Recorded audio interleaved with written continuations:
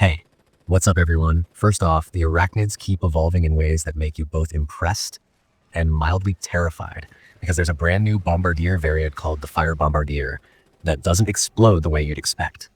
Instead, it leaves behind lingering flames that turn a rescue into a risky scramble and force you to rethink positioning and crowd control. Alongside that, there are new ambush mutators, Royal Guard, Inferno, and the Fire Bombardier. So missions that used to feel familiar can suddenly swing into, oh, that's different territory.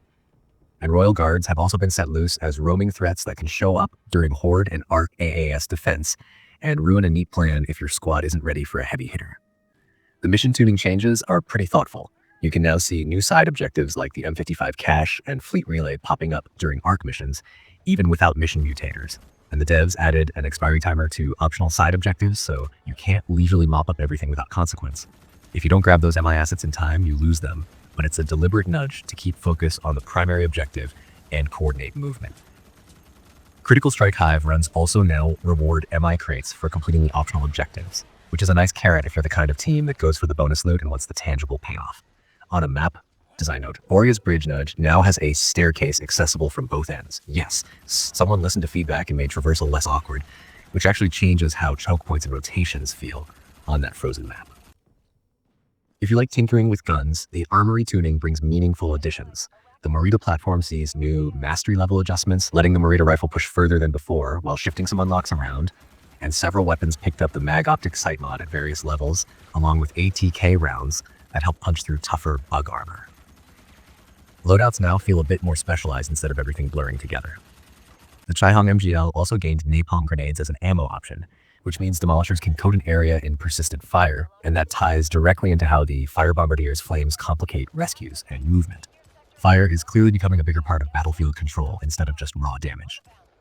On the quality of life side, there are new weapon modification icons that make it way easier to glance at your options without digging through menus, and a lot of attention went into how bug corpses behave.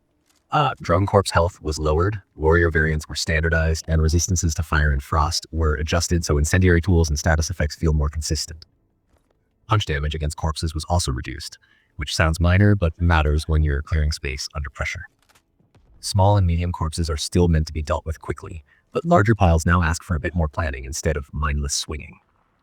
These are the kinds of changes you really feel over multiple matches, not just one standout moment. Of course, not everything is flawless, and there are a few known issues to keep in mind. Some players may see a shotgun get stuck in an infinite reload animation, and under high latency conditions, ammo counts can desync if you're swapping fire modes mid-reload. Those moments can definitely throw you off when things get hectic. On the upside, a long list of fixes shipped with this update. Underbarrel weapon ammo bugs were corrected, kill and assist credit now properly goes to players when bugs die from lingering napalm fire, and interactions tied to training objectives and melee tools were cleaned up. Horde mode also received several important fixes, including bugs spawning outside intended paths or too far from objectives, and there were corrections for rare cases where players could spawn outside the map entirely. There's also a layer of polish that's easy to overlook but adds up fast.